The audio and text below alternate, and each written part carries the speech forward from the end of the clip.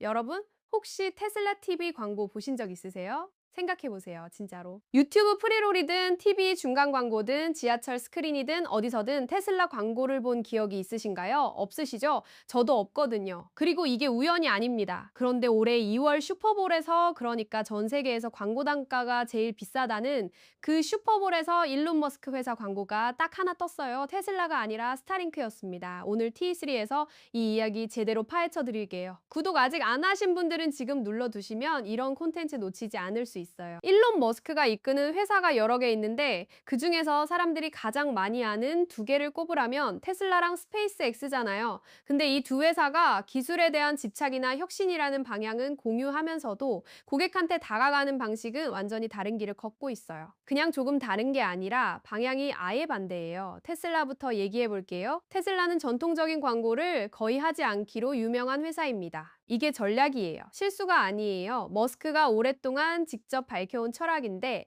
핵심은 이겁니다. 제품이 좋으면 알아서 팔린다. 광고에 쓸 돈을 연구개발에 쏟아붓자는 거예요. 배우나 유명인을 섭외해서 CF 찍고 황금 시간대 방송에 돈 태우는 대신 그 자원을 배터리 기술 개선하고 자율주행 고도화하는 데 쓰겠다는 거죠. 실제로 기존 완성차 업체들이 마케팅에 연간 수천억, 많게는 조 단위를 쏟아붓는 것에 비하면 테슬라는 말 그대로 거의 0에 가까운 수준입니다. 그럼에도 불구하고 테슬라는 어떻게 성장했냐고요? 오너들이 직접 입소문을 냈어요. 테슬라 차주들이 커뮤니티를 만들고 SNS에 올리고 지인들한테 추천하는 방식으로 퍼진 거예요. 거기에 사이버트럭 같은 제품 공개 행사가 그 자체로 미디어 이벤트가 됐고요. 팔콘 9 로켓 착륙 영상처럼 뭔가 세상에 없던 걸 만들어내면 언론이 알아서 조명해줬어요. 그리고 테슬라 차가 도로 위를 달리는 것 자체가 이동하는 광고판 역할을 한 셈이고요. 최근 들어서는 수요 변화에 대응하기 위해 소셜미디어 쪽을 좀 더 활용하는 시도도 하고 있긴 한데 전반적인 전략 기조는 여전히 절제되고 디지털 중심으로 유지되고 있습니다. 이제 스타링크 얘기를 해야 하는데요. 2026년 2월 슈퍼볼에서 스타링크 광고가 처음 나왔어요. 이게 얼마나 큰 사건인지 맥락을 좀 드릴게요. 슈퍼볼은 미국에서 가장 많이 보는 스포츠 행사예요. 광고 단가도 세계에서 제일 비싼 방송 중 하나고요. 30초 광고 하나 틀려면 수백만 달러가 필요한 자리입니다.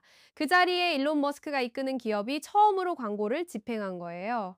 그것도 테슬라가 아니라 스타링크로. 그 광고가 어떤 내용이었냐면 30초짜리였는데 팔콘 9 착륙 장면, 스타쉽 영상이 들어가 있었고 지구 어디서든 빠르고 저렴하게 인터넷을 쓸 수 있다는 메시지를 담았어요.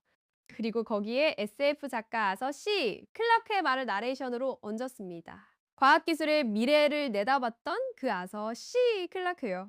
광고 하나에 스페이스X의 기술력이랑 스타링크의 서비스 가치를 동시에 녹여낸 거예요. 그리고 같은 슈퍼볼에서 유나이티드 항공도 광고를 냈는데 자기네 항공기에서 스타링크 기반의 고속 와이파이를 사용할 수 있다는 내용이었어요. 스타링크 입장에서는 직접 광고에다가 파트너사의 광고까지 덩달아 얻어간 셈이죠. 그리고 지난 6월 14일 UFC 프리덤 250 중계에서 또 스타링크 브랜딩이 등장했어요. 이 행사가 어디서 열렸냐면 백악관 사우스론, 그러니까 백악관 남쪽 잔디밭이었습니다. UFC 옥타곤에 파라마운트 플러스 중계 화면에 스타링크 로고가 선명하게 박혀 있었던 거죠. 슈퍼볼에 이어서 또 다른 대형 스포츠 이벤트에 광고를 집행한 겁니다. 그것도 굉장히 상징성이 강한 장소에서 열린 행사에. 그런데 왜 스타링크는 이런 대규모 광고를 하는 거냐? 테슬라처럼 안 하면 안 되는 거냐? 이게 궁금하신 분들 계실 거예요. 여기서 두 서비스의 본질적인 차이를 봐야 해요. 테슬라 차는 도로 위에 있잖아요. 사람들이 눈으로 봐요. 충전소에서 봐요. 뉴스에서 봐요. 사이버트럭 나왔을 때 그 독특한 생김새가 알아서 화제가 됐잖아요. 초기 수용층인 얼리어답터들이 자발적으로 커뮤니티를 형성하고 바이럴을 만들어내는 구조가 자연스럽게 작동했어요. 스타링크는 달라요. 위성에서 인터넷 신호를 쏘는 서비스잖아요.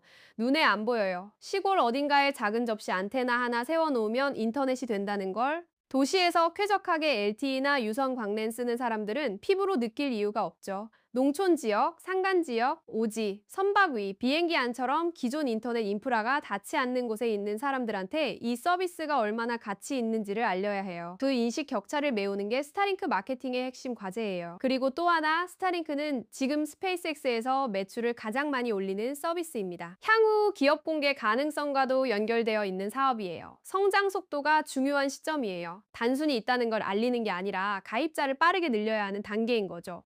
게다가 브로드밴드 시장은 이동통신사, 케이블 회사, 다른 위성 인터넷 서비스들까지 경쟁자가 많은 분야예요. 방심하면 사람들 기억 속에서 지워지는 시장이에요. 슈퍼볼이나 UFC처럼 수백만 명이 동시에 집중해서 보는 대형 스포츠 중계가 최적의 광고 채널이 되는 거예요. 실시간으로 엄청난 데이터를 소화해야 하는 스포츠 중계 자체가 스타링크의 연결 품질을 자연스럽게 증명해주는 맥락이기도 하고요. 집에서 쓰든 비행기에서 쓰든 라이브 방송에 쓰든 어디서나 된다는 걸 그 자리에서 보여주는 거죠. 항공사나 이동통신사와의 파트너십도 마찬가지예요. 유나이티드 항공이 기내 스타링크 와이파이를 홍보하는 순간 스타링크는 그 항공사의 모든 승객한테 무료로 노출되는 거잖아요. 이런 파트너십들이 쌓이면서 인지도가 퍼져나가고 그게 실제 가입으로 이어지는 흐름을 만드는 거예요. 결국 이 두 회사의 전략 차이는 어디서 오는 걸까요? 시장의 성숙도 문제가 커요. 테슬라는 이미 전기차 시장에서 하나의 상징이 됐어요. 차 자체가 브랜드를 대변하고 팬덤이 홍보 역할을 해주는 구조가 만들어진 거예요. 비용 없이 메시지가 퍼지는 생태계가 완성된 셈이죠. 스타링크는 아직 그 단계까지 오지 않았어요. 브로드밴드 시장은 파편화되어 있고 경쟁이 치열하고 소비자 교육이 필요한 상황이에요. 그래서 의도적으로 전략적으로 대형 무대에 나가서 자신을 알리는 거예요. 그리고 역설적이게도 한때 테슬라가 거절했던 슈퍼볼 광고 무대를 스페이스X가 스타링크를 통해 선택했어요. 같은 사람이 이끄는 두 회사가 같은 무대에 대해 다른 판단을 내린 거잖아요. 이게 원칙이나 신념의 문제가 아니라 실용적인 판단이라는 걸 보여줘요. 시장이 어떤 상황에 있느냐, 제품이 얼마나 스스로를 알릴 수 있느냐, 소비자에게 어떤 설명이 필요하느냐에 따라 전략은 달라야 한다는 거예요. 아무리 혁신적인 기업이라도 시장의 현실 앞에서는 전술을 바꿔야 하는 순간이 온다는 거죠. 오늘 영상 재밌게 보셨으면 좋아요 한번 눌러주시고 다음에 또 이런 기업 전략 이야기로 찾아올게요.